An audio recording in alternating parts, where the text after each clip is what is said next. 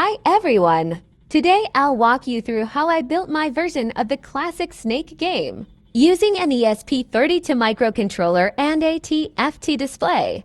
To start, I began by planning out the core components, the snake movement, the food generation, and the game over logic. I chose the ESP32 because of its speed, built-in Bluetooth and Wi-Fi, and compatibility with graphics libraries like Arduino_GFX. For the display, I used an ST7735 1.8 TFT, which gave me enough resolution to render the game grid clearly. I divided the screen into a matrix of blocks, each representing a position where the snake or food could appear. Next, I wired up the hardware. The TFT was connected using spare communication. With custom pins for CS, DC, and RST, I also added a joystick module using analog inputs for X and Y movement.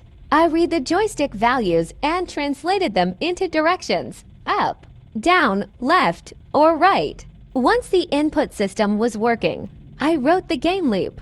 The snake is represented as an array of X and Y coordinates, and it moves by shifting each segment to the position of the one in front of it.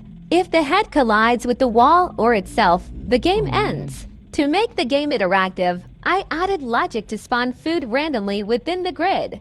When the snake eats the food, it grows longer and the score increases. I used fill rect and fill screen to draw and refresh the graphics on each frame. For game over detection, I checked if the head's new position overlaps with any part of the snake's body, or if it goes out of bounds. When the game ends, a message is displayed and the player can reset to start over. Throughout the project, I made sure to optimize redraws to prevent flickering, and used non-blocking delays so the game stays responsive to input. Overall, building this snake game helped me learn more about real-time input handling, graphics rendering, and game logic using microcontrollers. Thanks for listening.